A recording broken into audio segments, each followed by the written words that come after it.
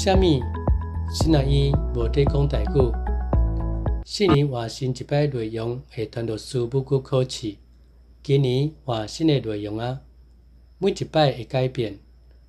对要参加考试的新学生甲传读师来讲，拢是一个新的挑战。有真侪传读师已经带咧等，毋知新的考试内容要安怎来准备。我伫1999年进入台湾新学院受造就，因为是五专毕业，必须对大学部2年开始读，大学部毕业了后继续读研究所，也就是我伫新学院读册总共有6年久的时间。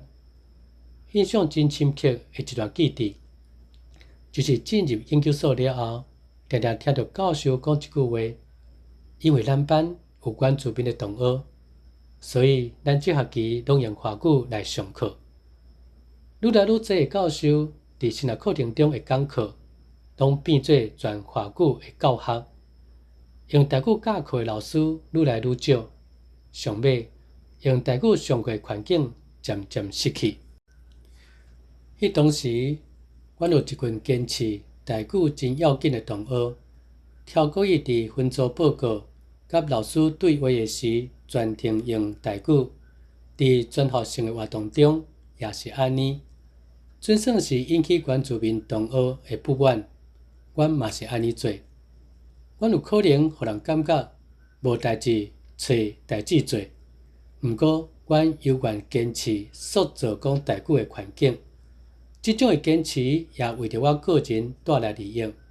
2005年对新学院毕业受派，抽签到伫中华中会，迄时的传读师母语考试，就是趁开中会机会时，指导的牧师找冷芳的时间，将阮几个传读师叫我来，然后一个一个单独读标字圣经。圣经读了，若是无问题就过关。我原本读经就使用标字圣经的版本，差不多看就有法度直接读出来。所以伫迄摆的考试，我竟然感觉考官缀袂着我读经的速度。伫迄个年代，真罕伫听讲有人母语考试无过的，因为迄个时代的新学生，虽然台语的环境渐渐在失去，毋过迄时的新学生伫台语的听、读、写各方面，基本上也袂有困难。结果过无几年了后，伫2009年总会通常年会通过传读师在职教育制度，规定2009年了后分派传读师在提出牧师资格检定的进程，需要通过族群母语的考试。操作原因就是看见新学生已经渐渐袂晓讲台语啊。2011年6月2日开始头一摆的考试，到伫现在已经进入第16年。每一摆的考试，对伫每一个传读师来讲，就是一摆的苦难。新学院无咧讲台语啊，毋是新学院的毋对，是环境变化来造成。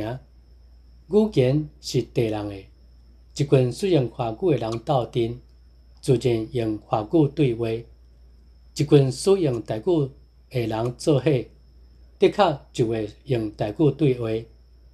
对1970年代开始，台语受到国民党政府的迫害，无论是文字还是语言，伫台湾四界受限制。特别伫台湾的教育制度中，1973年教育部规定，所有的教育单位拢需要设立国语推行委员会。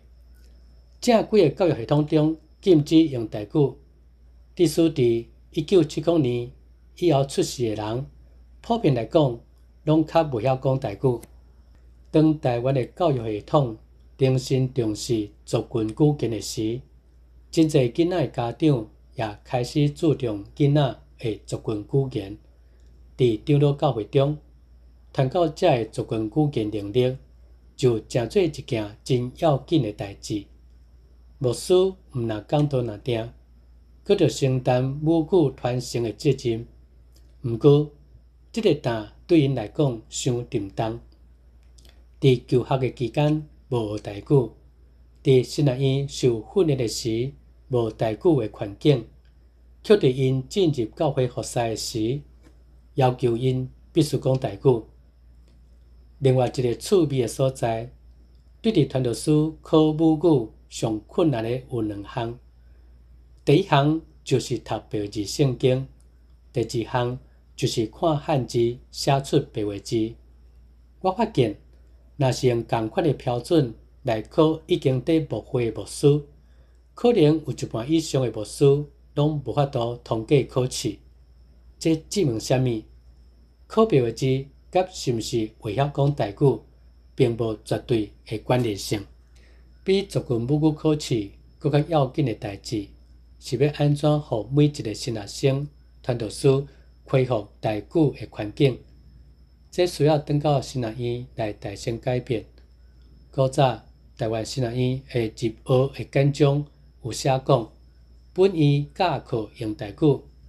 后来因为接纳原住民来读台湾新学院，致使到教授需要用华语来讲课。学生面对真侪神学以及信仰的探讨，已经失去用台语表达的能力。当因进入教会服侍的时，自然也无法度使用台语来讲道、查经。总会看重传道师的族群母语的能力，这是一件好事。